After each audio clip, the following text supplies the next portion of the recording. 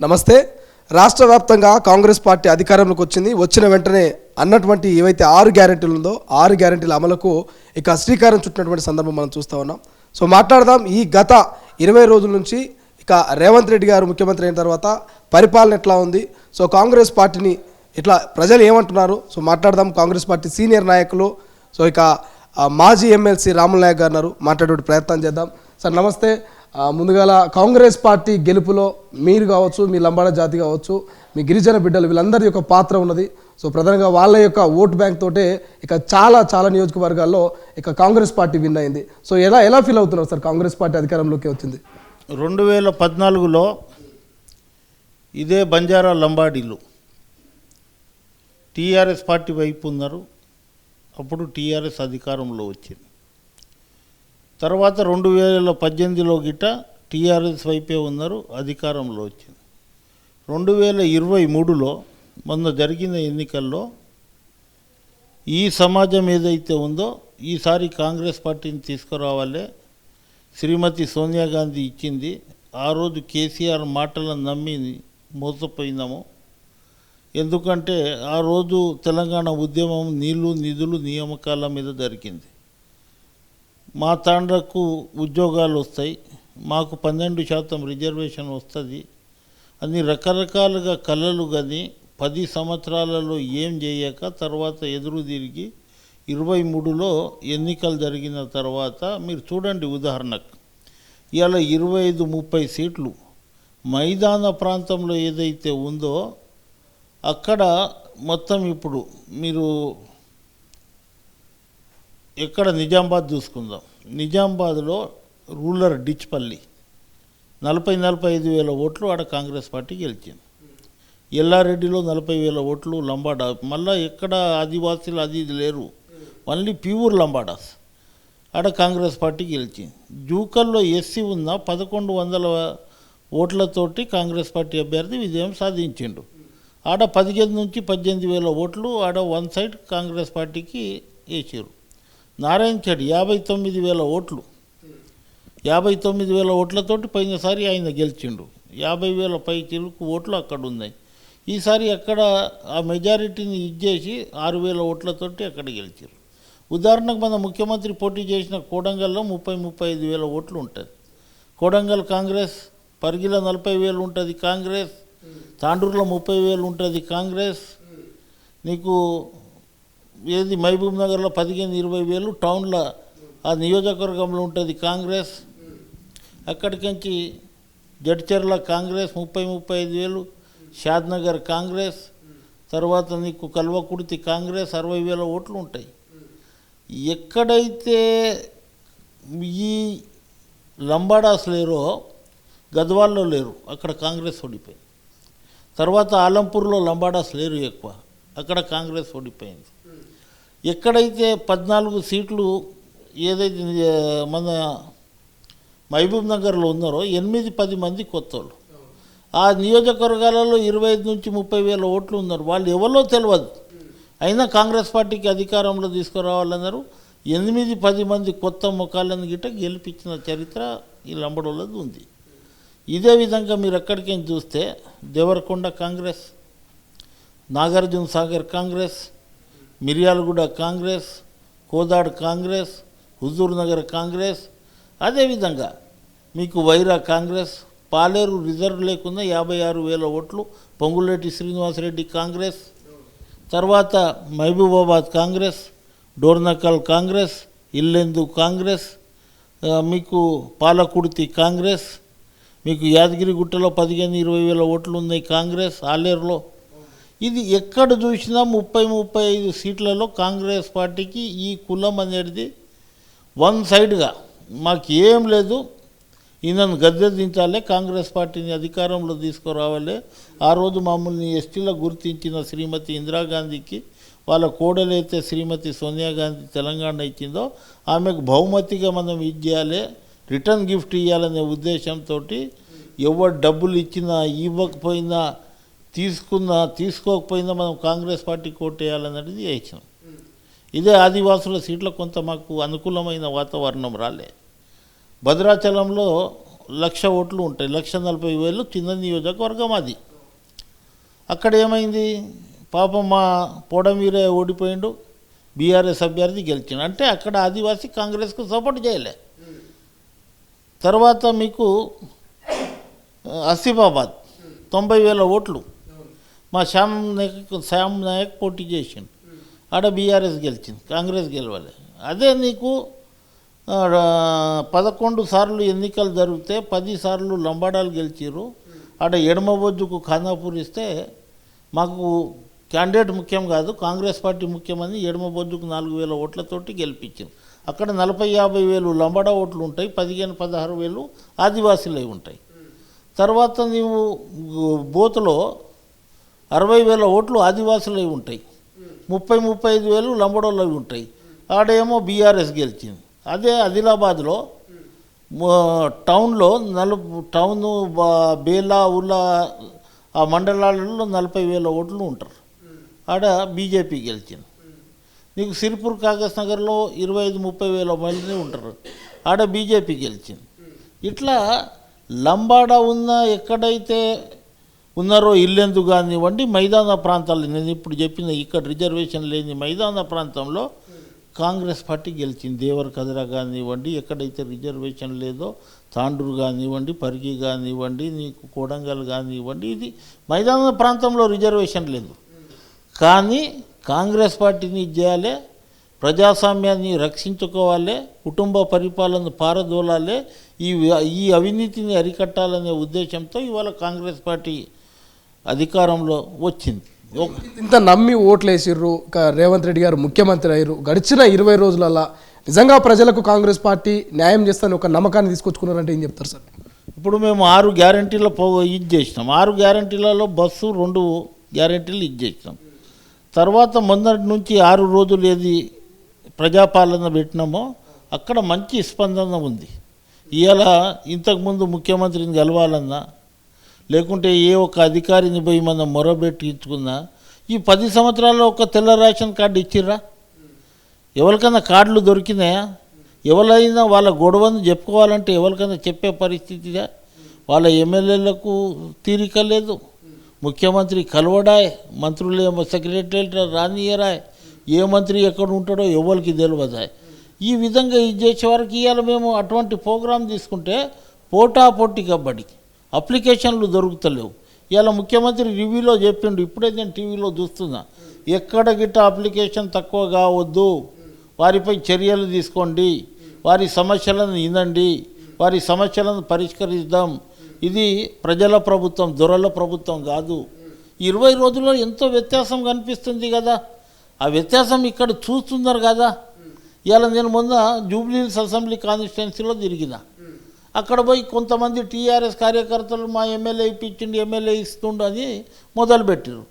నేను ఎక్కడైతే ఆ సెంటర్లలో పోయిందో ఇది ఎమ్మెల్యే కాదు, ఎంపీ కాదు, కార్పొరేటర్లు కాదు, ఇది ముఖ్యమంత్రి రాష్ట్ర ప్రభుత్వం చేసిన కార్యక్రమం. ఇది ముఖ్యమంత్రి రేవంత్ రెడ్డి గారు ఇది చేసిర్రు.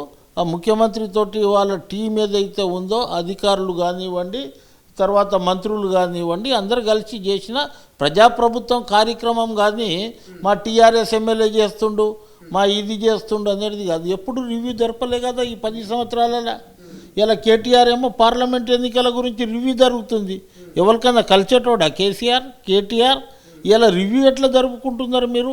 ఇవాళ నేను మీకు నా ఫోన్లో చూపెడతాను, తెలంగాణ బ్రాడ్కాస్టింగ్ మీద నేను పిల్లేసిన, ఇలా హైకోర్టుకు వచ్చింది. 2014 నుంచి 15కు 11 కోట్ల రూపాయల యాడ్ ఇచ్చిర్రు టీ న్యూస్కి. అక్కడ తెలంగాణ భవన్లో ఏముంది? అది భవన్ ఓన్లీ పార్టీ ఆఫీసే నడవాలి. అది 1 ఎకరా ఉంది, అది 1.5 ఎకరా అయిపోయింది. అది కబ్జా పెట్టిరంటారా ఇప్పుడు గత పాలకులు? దాన్ని 100 సార్లు కేటీఆర్, కేసీఆర్, హరీష్ రావు కబ్జా చేసిర్రు. అది ఆధారాలతో మాట్లాడుతున్నారా? రాముల నాయకు 966 జీవో ప్రకారం ఆ జీవో 100 రూపాయల గజం ఇచ్చిర్రు. ఆ జీవో సారాంశం ఏంటంటే, నీకు పార్టీ ఆఫీస్ని అలాట్ చేసినప్పుడు ఎటువంటి లావాదేవీలు కానీ ఎటువంటి కమర్షియల్ యాక్టివిటీ జరగవద్దు. అటువంటి జరిగితే అది క్యాన్సిల్ చేయడానికి ప్రభుత్వానికి వెసులుబాటు ఉంది. గతంలో రాముల నాయకు ఇష్యూ మీద కంప్లైంట్ రైజ్ చేసిందా, లేకపోతే ప్రభుత్వం వచ్చినాక కక్షపూరితంగా దాని మీద ఇవాళ పిల్ చేశారంటే ఏం చెప్తారు? 2022లో నేను చీఫ్ సెక్రటరీకి ఒక ఉత్తరం రాసి, ఇగో ఇది జీవో ఉల్లంఘన జరుగుతుంది, జీవోకు వ్యతిరేకంగా ఇది చేస్తారు, ఆడ టీ న్యూస్ నడుస్తుంది, తెలంగాణ బ్రాడ్కాస్టింగ్ ప్రైవేట్ లిమిటెడ్ నడుస్తుంది, అందులో కేసీఆర్ది 10 లక్షల వాటా ఉంది, ఏది షేర్స్ ఉన్నాయి, తర్వాత అట్లనే కేటీఆర్ది ఉంది, తర్వాత రవీంద్రరావు ఎవరైతే ఉన్నారో అట్లా 10-12 మందిది ఇది ఉంది, మీరు ఎట్లా నడిపిస్తారో అది క్యాన్సిల్ చేయండి అంటే ఇది నా చేతిలో అయ్యే పనేనా, నేను క్యాన్సిల్ చేయగలుగుతున్నా, నా ఉద్యోగం పోతుందనే పరిస్థితిలో మాట్లాడిన వాళ్ళు.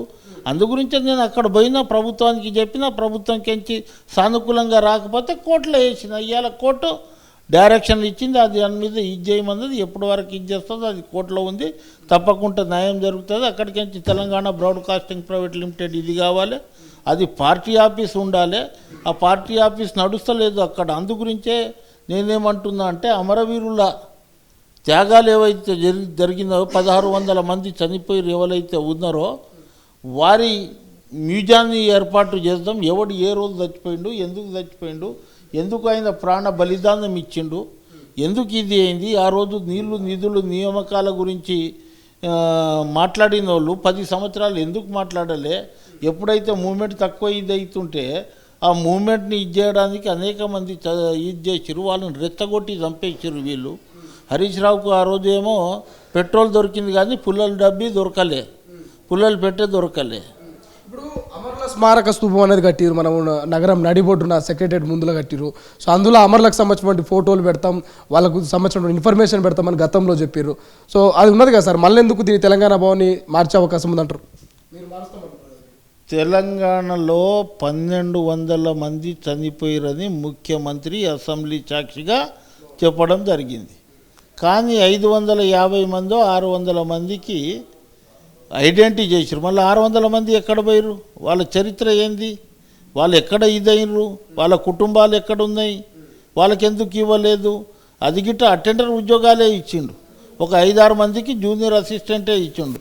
ఎవరైతే ఎలిజిబుల్ ఉన్నారో, ఎవరైతే డిగ్రీ చేసిరో, ఎవరైతే పిహెచ్డి చేసి చనిపోయారో, ఆ కుటుంబంలో పిహెచ్డి చేసి ఉన్నోళ్ళకు అటెండర్ ఉద్యోగం ఇస్తారంటే వాళ్ళకు అవమానపరుస్తుందా? నేను 10 లక్షలు ఇచ్చినా 10 లక్షలు ఇచ్చినా, 10 లక్షలు కాదు, నీ చర్మము ఒలిచి వాళ్ళ కుటుంబాలకు చెప్పులు పెట్టించినా నీకు తక్కువనే. తెలంగాణ ఉద్యమంలో నీ ఆర్థిక పరిస్థితి ఏంది, కేటీఆర్ ఆర్థిక పరిస్థితి ఏంది, ఇలా మీ ఆర్థిక పరిస్థితి ఏంది, మీ కుటుంబ ఆర్థిక పరిస్థితి ఏంది, నీ అల్లుని ఆర్థిక పరిస్థితి ఏంది, దోచుకో దంచుకో జేబు నింపుకో అనే విధంగా ఇవాళ చేస్తారు. తప్పకుండా వాళ్ళు వెంబడి ప్రజలు పడతారు, ముఖ్యమంత్రి ఇది చేస్తాడు, అనేక ఇది ఉన్నాయి. మేము కక్ష సాధింపు చర్యగా పోతలేము, మేము కక్ష సాధింపు చర్య కాదు, ప్రజల కోర్టులో నిలబెడతాం, ప్రజా తీర్పుది వాళ్ళు శిరస్సు వహించాలి. జరిగిన అవినీతిలకు వాళ్ళు కరెక్ట్గా మేము అవినీతి చేసినామని ప్రజలలో ఒప్పుకుంటే క్షమిస్తారు తెలంగాణ ప్రజలు. నిన్న మీ మంత్రులు మేడిగడ్డ అన్నారం బ్యారేజీలు పోయి చూసిరు, ఆ పిల్లర్లు కుంగినాయి. సో దాని గురించి ఏం చెప్తారు సార్, నిజంగా అవినీతి జరిగిందంటారా కాళేశ్వరం ప్రాజెక్టులో? లేదు, జరగలేదంటావా నువ్వు? జరగలేదంటావా? జరిగితే ఎందుకు యాక్షన్ తీసుకోవట్లేదంటూ ఇప్పటికే బీజేపీ చెప్తుంది, ఎందుకు దాని మీద ఒక విచారణ చేయించట్లేదంటూ బీజేపీ కామెంట్ చేస్తుంది, ఏం చెప్తారు మీరు? నేను రేపేళ్ళుండి అదానికి గిట్ట కోర్టుకు పోతున్నా, విచారణ జరుపుతాం. ఇవాళ ఒక ఇల్లు కడతాం, మనం ఇల్లు 10-20 సంవత్సరాల వరకు పర్యబాస్తుంది, అట్లా ఉంటుంది. ఇంత పెద్ద కాళేశ్వరం కట్టి 4-5 సంవత్సరాలు 10 సంవత్సరాల తర్వాత పిల్లర్లు ఇట్లా వంగిపోతున్నాయి. 70-80 సంవత్సరాలు అయిన తర్వాత ముసలోడు వంగిపోతాడు చూడు, అట్లా ఇదవుతుంది. అవినీతి జరగకుంటే అందులో కాంక్రీట్ ఏంది, సిమెంట్ ఏంది, ఏం జరిగింది అది ఏం తెలియకుండా నేనే ఇంజనీర్ని, నాకంటే ఎవరురా మీరు ఇంజనీర్ అనే పద్ధతిలో ఎవరు అడ్వైస్ తీసుకోకుండా నేను చెప్పిందే కట్టండి మీరు పోండి అనే పద్ధతిలో ఇది చేస్తే అధికారులు ఎందుకు నోరు మూసుకొని ఉన్నారు? అటువంటి అధికారులు, కట్టిన అధికారులు కొంతమంది అవినీతికి పాల్పడ్డోళ్ళు, ఆ కుటుంబంతో సహా వీళ్ళని గిట్ట గుంజుతాం. ఇలా ఎవరి డబ్బులు ఇవాళ బ్యాక్ వాటర్ తోటి కొన్ని లక్షల ఎకరాల ఇదైపోతుంది. ఇవాళ ఇన్ని వేల ఎకరాలకు మేము నీళ్ళు ఇచ్చినాం, మేము కాళేశ్వరం కట్టినాం, ఇందిరాగాంధీ అనేక ప్రాజెక్టులు కట్టింది, కాంగ్రెస్ పార్టీ 50 సంవత్సరాల్లో అనేక ప్రాజెక్టులు. సర్రున్న నీళ్ళు ఇట్లా దారితే ఈడేమో కట్టగట్టి ఇక్కడ గేట్లు వేస్తే అది ప్రాజెక్ట్ అవుతుంది. ఇది మన మూటబావులు అంటాం చూడు, ఈ బొక్కెనకించి ఈ బాయిలకించి అండ్ల తీసి అండ్లకించి మూట వ్యవసాయం అంటుంటాం మనం. ఆ మూట వ్యవసాయం తీసుకుపోయి ఇండ్లకించి బొక్కెన పెట్టి అండ్లకించి బొక్కెన పెట్టి అండ్ల నీళ్ళు పోసి అండ్ల నీళ్ళు పోసి అండ్ల నీళ్ళు పోసే వరకు అది ఎక్కడ ప్రాజెక్ట్ అవుతుంది?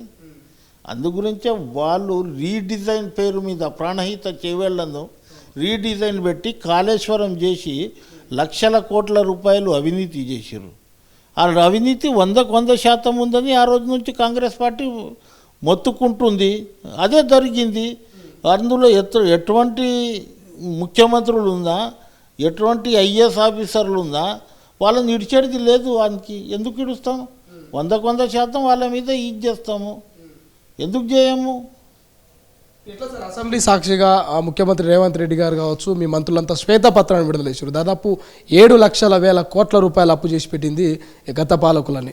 సో ఎట్లా చూడవచ్చు? వాళ్ళేమో ఆస్తులు సృష్టించడానికే అప్పులు చేసినాం, అభివృద్ధి కోసం అప్పులు చేసినాం అంటారు.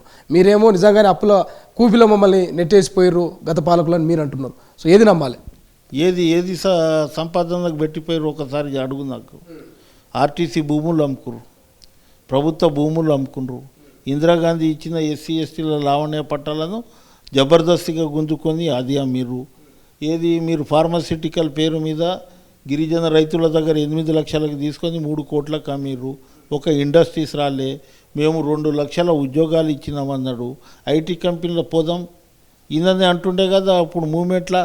అందంకాయ అనేటోడు మనోడు, సొరకాయ అనేటోడు ఆంధ్రోడు అంటుండే. ఆడ ఇప్పుడు ఎన్ని కంపెనీలు ఉన్నాయి? చాలా కంపెనీలు ఉన్నాయి కదా ఐటీ అవి. అందులో పోయి అరే కద్దు హే నేతో క్యా అంటే కద్దు అనేటోడు నార్త్ ఇండియోడు, ఆందంకాయ అనేటోడు తెలంగాణోడు, సొరకాయ అనేటోడు ఆంధ్రోడు. మళ్ళీ పోదాం రేపు అక్కడనే చూసుకుందాం. ఎందుకు అబద్ధాలు ఆడతారు? ఎందుకు ఇది చేస్తారు? మా కమిషన్ ఏంది? ఇంత పెద్ద సెక్రటరియట్ కట్టిర్రు, మేము కట్టకపోతుంటాం. సెక్రటరియట్ మంచి పని చేసి కట్టిండు. అందులో ఎంత కమిషన్ తీసుకుంటూ అది ఎందుకు చెప్తలేడు? మిషన్ భగీరథలో ఎంత కమిషన్, మిషన్ కాకతీయలో ఎంత కమిషన్? వాళ్ళ కాంట్రాక్టర్లకు మొన్న చూడు రైతు బంధువుల 600 కోట్ల రూపాయలు అది మళ్ళా లాస్ట్ మూమెంట్లో ఇప్పుడు ఓడిపోయిందని అనే పద్ధతిలో చూసుకొని ఏం చేసి ఆ కాంట్రాక్టర్లకు బిల్లు ఇది చేయడానికి ఇది చేస్తే మా కాంగ్రెస్ పార్టీ నాయకులు కొంతమంది నిరంజన్ అటువంటి వాళ్ళు ఎలక్షన్ కమిషన్కు పోయి అక్కడ కూర్చున్న తర్వాత అది ఆపడం జరిగింది. లేకుంటే ఆ డబ్బులు పోయేది కదా. ఇలా మేము ఏదైతే చెప్పినామో అది 100% గ్యారంటీ అవుతుంది. ఇలా తృప్తిగా ఉన్నారు. ఎన్జిఓస్లు చూడండి ఎంత హ్యాపీగా ఉన్నారు. అందులోనే ఆ శ్రీనివాస్ గౌడ్ వాళ్ళ మీద తిరుగుబాటు జరుగుతుంది. అంతకుముందు ఎన్జిఓస్ అంటే ఒక గౌరవం ఉండే. ఇది ఆ టెండర్ వ్యవస్థ కంటే ఎక్కువైంది. భజన పరులు, ఆయన మంత్రి అయిండు, నేను ఎందుకు మంత్రి కావద్దు? ఎన్జిఓస్ల సమస్యలు ఎక్కడనో పెట్టేసారు. వీళ్ళ సమస్యల మీదనే వీళ్ళు ఫోకస్ చేసుకొని 10 సంవత్సరాలు ఎవరిని మాట్లాడనీయకుండా ఎన్జిఓస్ల హక్కులను కాలు రాసుకుంటా ఆర్టీసీ కార్మికులను 48 మంది చంపి సంపంగి భోజనాలు పెట్టి నేను చాలా బాగా చేసిన అని చెప్పుకోవడానికే ఇవాళ ఇట్లా ఉంది. ఇవాళ అసంఘటిత కార్మికులు 10 సంవత్సరాలే కాంట్రాక్ట్ కార్మికులు కానివ్వండి రకరకాలకు ప్రతి 5 సంవత్సరాలకు ఒకసారి జీవో ఇస్తారు. 12 సంవత్సరాలు అయినా జీవో రాలేదు. 12,000 రూపాయలతోటి హైదరాబాద్లో కంపెనీలో పనిచేసే కార్మికులు ఎట్లా బతుకుతారండి? 5,000 అయితే రూమ్ కిరాయే ఉంటుంది. 5-6 వేలు రూమ్ రెంట్ ఇవ్వాలి, 2 పిల్లలను చదువుకోవాలి. ఇవన్నీ ముఖ్యమంత్రి దృష్టికి తీసుకోపోయిందా?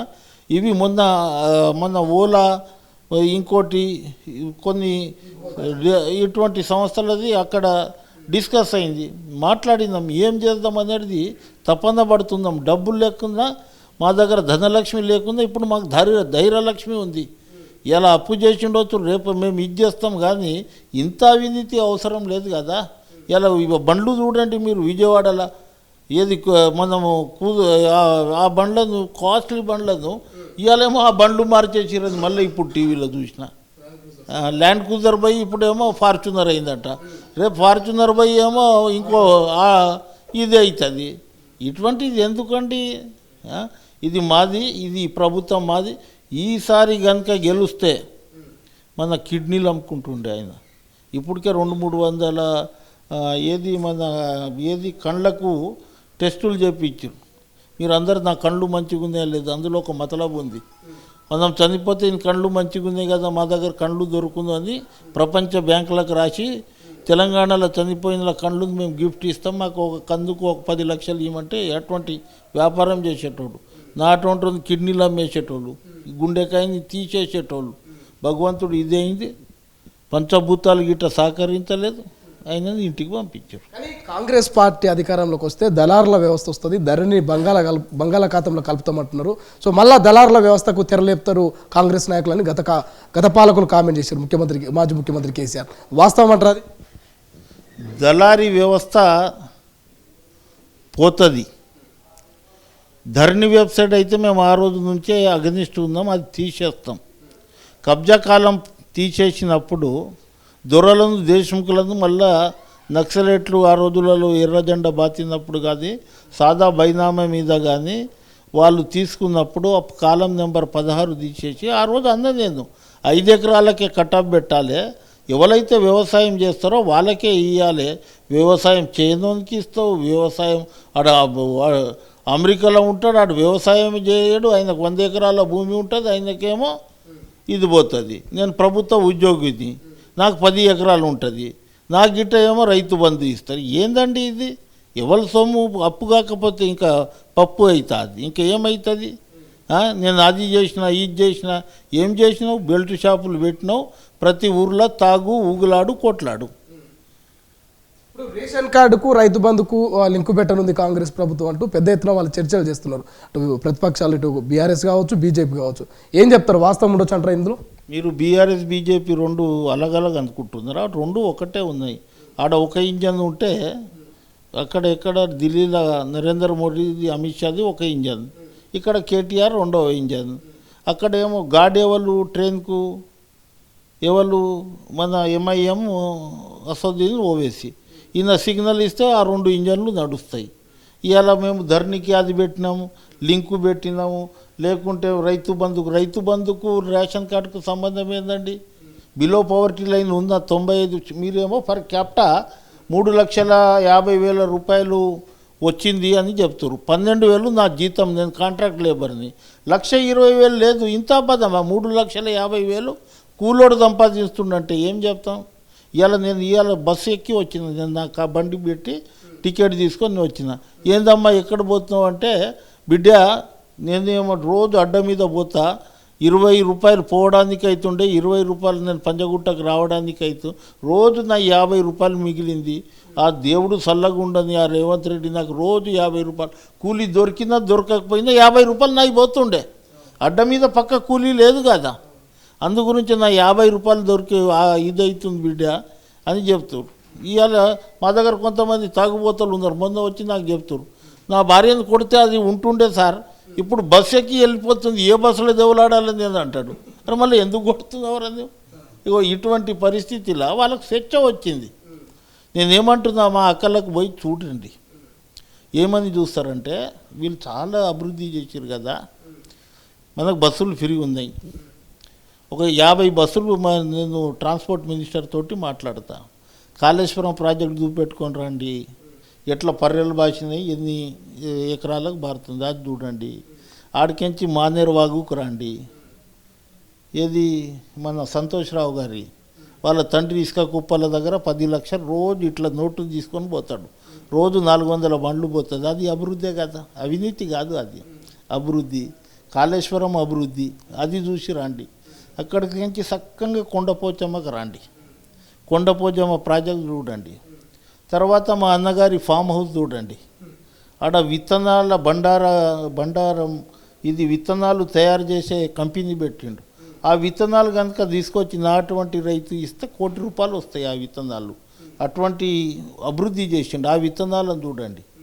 ఆడికించి చక్కగా హరీష్ రావు తోటను చూడండి, ఆడ బంగారం పూతలు పూస్తలేవు, అది ఏది మన ఈ పూతలు పూస్తలేవు, ఏది మామిడికాయ పూతలు పూస్తలేవు, అన్ని బంగారం పూతలు పూస్తున్నాయి. స్లీపర్ చెప్పులు ఉన్నాడు, ఇలా 77,000 80,000 చెప్పులు వేస్తాం లూయిస్ కంపెనీకి. అది చూసి రండి, ఎంత అభివృద్ధి, ఎంత వ్యాపారం చేసిండు. అక్కడికించి చక్కగా రండి. నేను రోడ్ నెంబర్ 14 బంజారాహిల్స్లో పెళ్లి చేసుకుందాం, మా మామ అత్త మామలు ఆడినే. ఆమె 100 లక్షల కోట్ల రూపాయలు ఇల్లు కట్టింది, అది చూసి రండి. మా చెల్లె బ్యూటీ పార్లర్ పెడుతుండే 20 లక్షల వాచ్ ఎట్లా ఉంది, ఆ వాచ్ని ఆ చేయి బట్టి చూడండి 20 లక్షల వాచ్ ఎట్లా ఉంది. అక్కడికించి చక్కగా రండి, జొన్నాడ మా తమ్ముని ఫామ్ హౌస్కు పోండి. ఇవి అన్నీ అభివృద్ధే కదా. తర్వాత అంతకుముందు మనం ఎవడన్నా అవినీతి చేస్తే పోస్టు కార్డులు రాస్తుంటే అట్లా 1,00,000 పోస్టు కార్డులు సిబిసిఐడి కాదు, సిబిఐ వాళ్ళ చేతిలో ఉంది. సిబిసిఐడికి పెట్టండి, వీళ్ళంతా అభివృద్ధి చేసిర్రు, మేము చూసి వచ్చింది, దాని మీద న్యాయ విచారణ జరిపించండి, కాంగ్రెస్ వాళ్ళు బిలేం చేస్తున్నారు అని చెప్తే సిబిసిఐడి న్యాయ విచారణ జరిపితే ఎవరు అవినీతి పరుడు, ఎవరు దళారి పాలు తెలిసిపోతుంది కదా. పాలకు పాలవుతుంది, నీళ్ళకి నీళ్ళు అవుతుంది. ఎందుకు అబద్ధాలు చెప్తారు? ధరణి తీసేస్తే మీకు ఏమో రైతు బంధు రాదు, ధరణి తీసేస్తే మీకు అసలు వ్యవస్థనే లేదా, రికార్డు వ్యవస్థనే లేదా? లేకుంటే మన తాత ముత్తాతలు రిజిస్ట్రేషన్ చేసుకోలే, భూమి దిందలే, రికార్డు లేదు, పట్టేదారు కాలం ఉంటుండే, కబ్జాదారు కాలం ఉంటుండే, ఏ పంట వేసినా ఉంటుండే. ఆ పంటల ఈ సంవత్సరం ఏ పంట వేసినావు, సంవత్సరానికి 2 పంటలు వేసుకుంటే వర్షం పడితే ఎన్ని పంటలు పండుతాయి, బోర్ కింద ఎంత ఉంటుంది, కరెంట్ ఎంత కాలుతుంది, అంతా ఉంటుంది. ధరణి పెట్టంగానే ఈడ స్విచ్ కాగానే ఆడ ఓపెన్ అయిపోతుంది. వీళ్ళకి అనుకూలంగా ఉంటే అది ఓపెన్ అవుతుంది, అనుకూలం లేకపోతే అది ఓపెన్ కాదు. వీళ్ళు ఎవరన్నా కొనుక్కుంటే టక్ బంద్ చేస్తాడు కలెక్టరు, 2 నిమిషాల్లో ఓపెన్ అవుతుంది, రిజిస్ట్రేషన్ అవుతుంది, మళ్ళీ బంద్ చేసేస్తారు. ఇటువంటిది చేయలేదా? ఒకటి మా దగ్గర సముద్రం, అక్కడ నీకు చూపెడతాను, అక్కడ ఉంది డెక్స్లో, పట్ట పేరేమో అడవి భూమి, తండ్రి పేరు అడవి భూమి, 1600 ఎకరాలు గిరిజనులై ఉంది. అడవి భూమి అంటే పట్ట పేరు అడవి భూమి అంటే తండ్రి పేరు అడవి భూమి. ధరణి వెబ్సైట్లో ఇట్లా తీరనైందా అంటే ఇది తీయడానికి వీల్లేదు, మంత్రే చెప్పాలి, ముఖ్యమంత్రే చెప్పాలి, దాని మీద డిసిషన్ తీసుకోవాలి. అప్పుడు వాళ్ళకి రైతు బంధు రాదు. దున్నుతున్నారు. నేనేమంటున్నా అంటే చెరుకును ఉత్పత్తి చేయండి, రైతు మిత్రులకు అంటున్నా. పత్తి వేసిన రైతులు ఆత్మహత్యలు చేసుకోరు, మిర్చి వేసిన రైతులు ఆత్మహత్యలు చేసుకోరు, వరి వేసుకున్న రైతులు ఆత్మహత్యలు చేసుకోరు. కానీ చెరుకు వేసిన రైతు ఎప్పుడు ఆత్మహత్య చేసుకోలే. వర్షం వచ్చినా చెరుకుకు మంచిది, తుఫాన్ వచ్చినా చెరుకుకు మంచిది, వడగాండ్ల వాన వచ్చినా చెరుకుకు మంచిది. బెల్లం కనుక వారికి వండే వెసులుబాటు కనుక చేస్తే ఇవాళ నిజాం షుగర్ అటువంటి ఫ్యాక్టరీ ఓపెన్ అవుతుంది, వేలాది ఎకరాల చెరుకు బండుతుంది, ఎవరి రైతుల ఆత్మహత్యలు ఆగవు. అది ముఖ్యమంత్రికి ఒక లెటర్ రాద్దాం అనుకుంటున్నా. ముఖ్యమంత్రి ఎన్నికల ముందే చెప్పిండు, నిజాం షుగర్ ఫ్యాక్టరీ అటువంటి ఫ్యాక్టరీని ఇచ్చేస్తాం, తర్వాత చెరుకును ఎక్కువ ఇచ్చేస్తాం. నేను చిన్నగా ఉన్నప్పుడు చూస్తుంటే మా దగ్గర ఒక 200-300 ఇది ఉంటుండే, ఏది మన బెల్లం. అది ఎప్పుడన్నా అవసరం ఉంటే 100% అది తీసుకుపోయి అమ్మేసి పెళ్లి చేసేటోళ్ళం. కానీ ఇవాళ పురుగుల మందుతోటి పండుతుంది, లేకుంటే అందు గురించి ఆత్మహత్యలు అవుతుంది.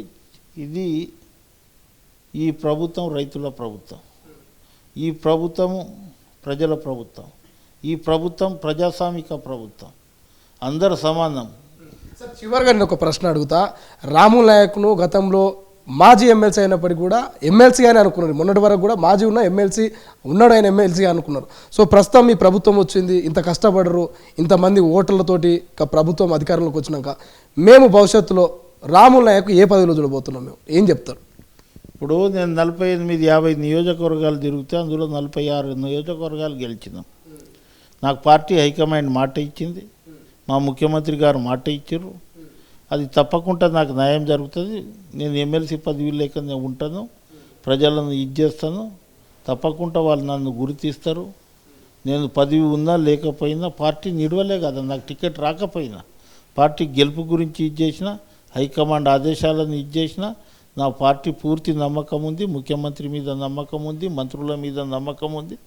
నా సహచరులే మంత్రులు 2.5 సంవత్సరాలు ఎవరు ఇడిచిపెట్టి రాడు. ఎమ్మెల్సీ పదవి అంటే సర్పంచ్ పదవిని ఇడవరు.